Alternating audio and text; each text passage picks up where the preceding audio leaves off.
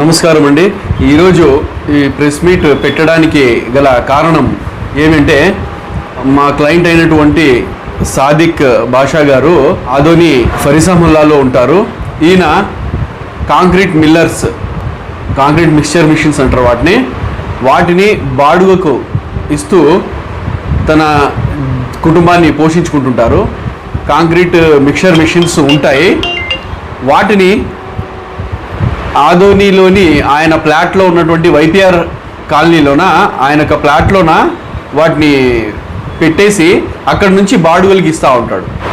ఈయన దగ్గర అమన్ అనే ఒక ఆటో డ్రైవర్ పనిచేస్తూ ఉంటాడు.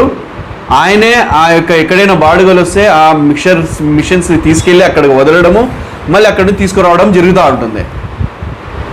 అయితే గత సంవత్సరం ఆగస్టు నెలలోన 28/8/2025 తారీఖున సాదిక్ బాషా గారి నోటీస్కు తెలిసిన విషయం ఏమంటే ఆయన ప్లాట్లో నుంచి కాంక్రీట్ మిషన్లు దొంగలించబడ్డాయి అని చెప్పేసి ఆయన 3 టౌన్ పోలీస్ స్టేషన్లో కంప్లైంట్ ఇవ్వబడింది.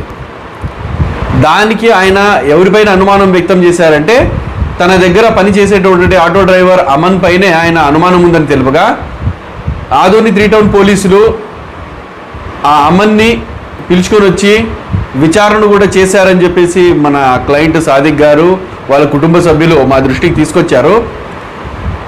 వాళ్ళని ఒకసారి కాదు 4 సార్లు అమన్ని పిలుచుకొని వచ్చి స్టేషన్ పిలుచుకొని వచ్చి విచారణ చేసి ఆయన ఎక్కడైతే ఆ యొక్క దొంగలించబడినటువంటి మిషన్ని గ్యాస్ కట్టల ద్వారా కట్ చేసి ఆదోనిలో ఉన్నటువంటి నల్లగేటు సమీపంలో ఉన్న ఖాద్రి అనే ఒక గుజరీ వ్యాపారికి అమ్మినాడు. అదేవిధంగా ఎమ్మిగనూరులో ఒక శివ అనేటువంటి గుజరీ వ్యాపారం చేసే వ్యక్తికి కూడా అమ్మినారు అని చెప్పేసి ఆయన కంప్లైంట్లో రాసి ఇచ్చారు నీట్గా.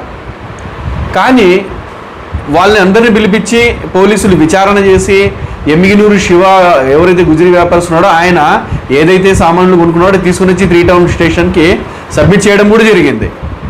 కానీ 8 నెలలు అయిపోయినా కూడా ఆయన కంప్లైంట్ ఇచ్చి ఇంతవరకు పోలీసులు 3వ పట్టణ పోలీసులు ఎఫ్ఐఆర్ చేయకోకుండా ఈ యొక్క కంప్లైంట్ను వాళ్ళ కుటుంబ సభ్యుల్ని తిప్పుతూ కాలయాపన చేస్తూ ఎంత పోయింది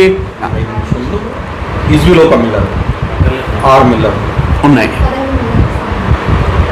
కానీ ఆ యొక్క అమన్ అనే వ్యక్తి 3 టౌన్ పరిధిలోనే కాకుండా ఆదోని రైల్వే పోలీస్ యొక్క జ్యూరిడిక్షన్లో కూడా ఒక మిల్లర్ని దొంగతనం చేశాడు. అక్కడ కూడా కంప్లైంట్ అయ్యింది. అదేవిధంగా ఆదోని 1 టౌన్ పోలీస్ స్టేషన్ పరిధిలో కూడా ఒక కంప్లైంట్ అయ్యింది అని చెప్పేసి దాంట్లోన వాళ్ళు తెలిపారు పోలీసులకి. 3వ పట్టణ పోలీసులు అక్కడ కూడా వెళ్ళి విచారణ చేశారు.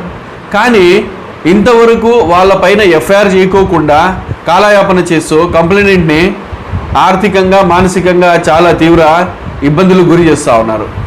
దీనిపైన సంబంధిత కర్నూలు జిల్లా ఎస్పీ గారు వెంటనే స్పందించి ఎవరైతే అమన్తో పాటు ఆయన సహకరించినటువంటి వ్యక్తులు, అదేవిధంగా దొంగ సరుకును కొన్నటువంటి గుజరీ వ్యాపారస్తులపై ఎఫ్ఐఆర్ నమోదు చేసి మా యొక్క క్లయింట్కి న్యాయం చేయాలని నేను యొక్క మీడియా సమక్షంలో తెలియజేస్తుంటున్నాను. నా పేరు సాయి కుమార్, నేను న్యాయవాదిని, ఆదోని.